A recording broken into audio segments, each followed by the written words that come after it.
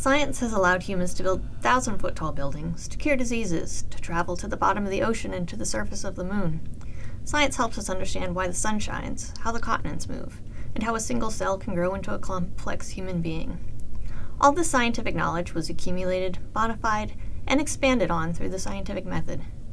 I'm Dr. Tara Ryanimi from the Biology Department, and this video describes the scientific method.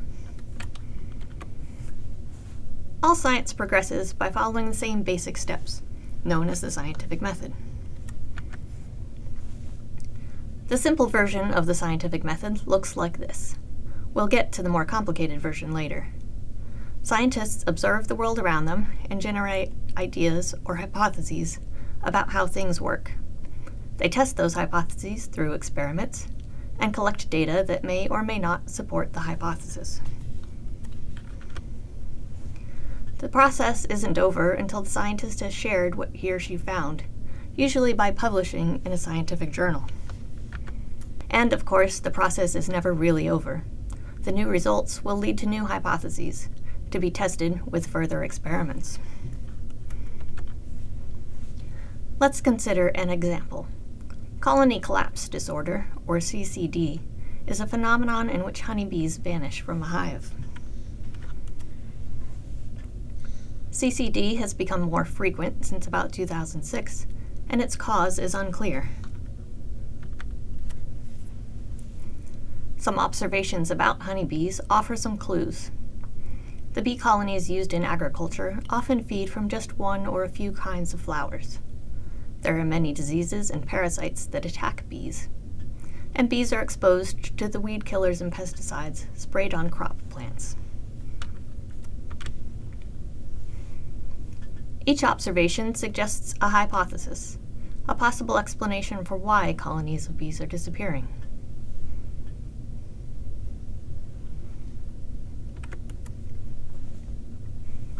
How can these hypotheses be tested? Each hypothesis suggests some predictions, what patterns should exist if the hypothesis is correct, and each prediction provides a way to test the hypotheses. If the hypothesis about poor nutrition is correct, we might expect that bees with more restricted diets would be more likely to suffer from the collapse disorder, or that bees given nutritional supplements will be protected from collapse disorder. We'll look more closely at the third prediction, that bees recovered from hives that have suffered collapse disorder will have lower body weights than bees dying of natural causes in healthy hives. The experiment was simple. Collect bees from both types of colonies and compare body masses. The researchers found no difference in body mass between bees from colonies with colony collapse disorder and healthy colonies. The conclusion: poor nutrition does not cause colony collapse disorder. To advance scientific knowledge, the researchers had to share this result with other scientists. They published a paper in the journal called Public Library of Science 1.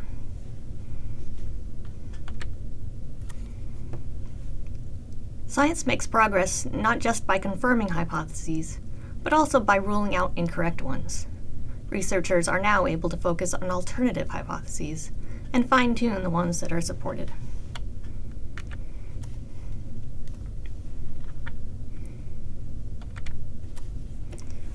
Of course, we've only looked at a simple version of the scientific method.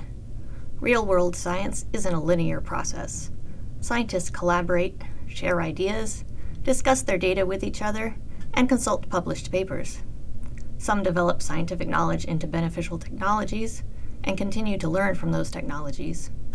Some apply their knowledge to help with social issues or shape public policy. To learn more about the complex nature of science, visit the Understanding Science 101 website.